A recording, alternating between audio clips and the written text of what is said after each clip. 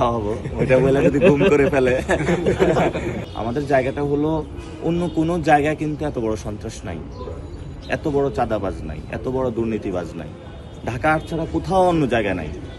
আর ঢাকা আটে একদিকে হলো পাহাড় সময় একটা সন্ত্রাস দুর্নীতিবাজ, আর একটা হলো আমি লিলিপুট একটা মানুষ আছে যার আমার কাছে টাকা নাই পয়সা নাই, যে আমাকে পিষে ফেলতে চায়। তো এটা জালেম মুসলিমের লড়াই। তো ফলত এটা সবার প্রতি দেখেছে যে একটা সন্ত্রাস যার কোনো টাকার অভাব নাই, অস্ত্রের অভাব নাই, চান্দার টাকার অভাব নাই, সন্ত্রাস সব কিছু আছে, সে একটা ছেলেকে প্রতিনিয়ত গালাগালি করে যাচ্ছে, অ্যাটাক করে যাচ্ছে। তো মানুষ আমার প্রতি দেখেছে যে একটা ছেলে প্রচার করে যাচ্ছে এবং এই ছেলেটা সৎ, সেই জায়গাটা থেকে আলোচনাটা উঠেছে। এবং উনি তো জেনজিদেরকে খেপিয়েছেন। জেনজিদেরকে যখন খেপানো হয়, জেনজিদের কিন্তু অনেক টেকনিক আছে যেটা তারা গণ অভ্যুত্থানও অ্যাপ্লাই করেছিল, তো তারা এখন এটা অ্যাপ্লাই করা শুরু করেছে।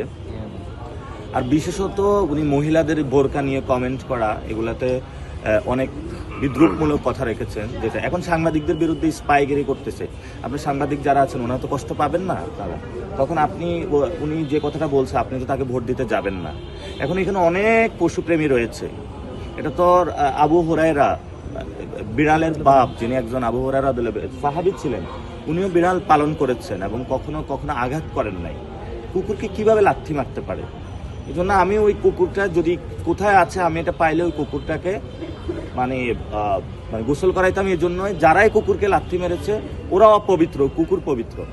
আমি বলতে চাচ্ছিলাম যে যেই রকম একটা ফানি টাইপের একটা ইয়া তৈরি হয়েছে পরিস্থিতি, ফান হিউমার এঙ্গেজমেন্ট করতে চেয়েছি, কারণ এখন তো নতুন প্রজন্মের ভোটার, তাদের কাছে পলিটিক্যাল ক্যাম্পেইনটা একটু ডিফারেন্ট হইতে করতে হয়।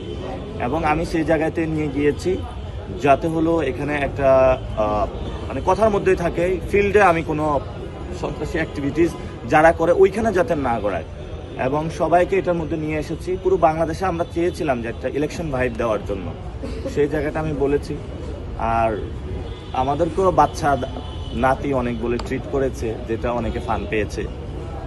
উনি কি সরাসরি কোনো হুমকি আপনাকে এখন পর্যন্ত দিয়েছেন, আপনি কিংবা পেয়েছেন? আপনি মারলই তো আমাদের, মানে প্রার্থীর পক্ষ থেকে কি আপনি সরাসরি কোনো থ্রেট পেয়েছেন কিনা এখন পর্যন্ত আপনার অপোনেন্টের পক্ষ থেকে? ওই যে বলে যে বাসায় আসো বিরিয়ানি খাওয়াবো, ওইটা বলে যদি গুম করে ফেলে। বুঝেন না, মানে ওনাদের তো সিস্টেম অনেকগুলা।